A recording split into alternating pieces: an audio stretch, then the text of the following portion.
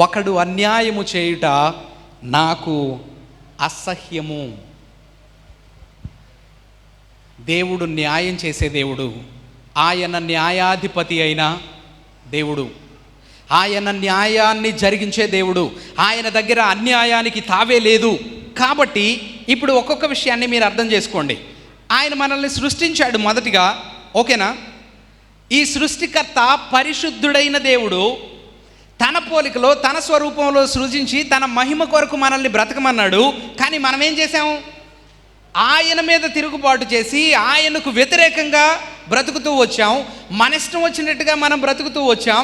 ఈ లోక సంబంధమైనటువంటి నియమం ప్రకారంగా మనం బ్రతుకుతూ వచ్చాం. కానీ మన సృష్టికర్త చెప్పినట్టుగా మనం బ్రతకలేదు. ఆయన మీద తిరుగుబాటు చేశాం. కాబట్టి ఇప్పుడు ఆయన ఎలాంటి దేవుడు అని తెలుసుకున్నాం. న్యాయాన్ని జరిగించే దేవుడు.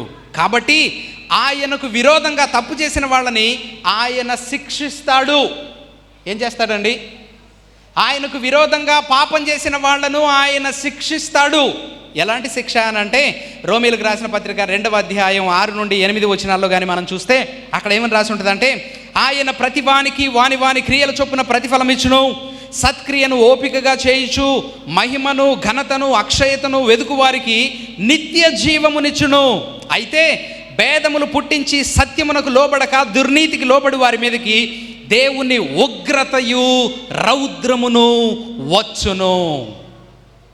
ఏం చేస్తాడంటే ఆయన 2 పనులు చేస్తాడు.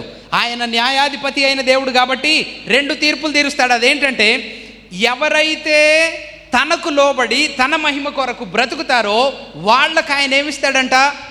నిత్య జీవాన్ని ఇస్తాడు. ఎవరైతే ఆయనకు వ్యతిరేకంగా జీవిస్తారో, ఆయన మీద తిరుగుబాటు చేస్తారో, ఆయన సృష్టికర్త అని మర్చిపోయి అసలు ఆయన ఎవరు, ఆయనకి నాకేం సంబంధం, ఆయనకు నచ్చినట్టుగా నేను ఎందుకు బతకాలి, నా ఇష్టం వచ్చినట్టు నేను బ్రతుకుతాను అని ఎవరైతే తిరుగుబాటు చేస్తారో వాళ్ళ మీదకి ఆయన ఉగ్రతయు రౌద్రమును వచ్చును అని రాసిందనమాట. ఆయన ఉగ్రతని ఆయన రౌద్రాన్ని ఏమని అన్నారో తెలుసా? నరకం అని అంటారు.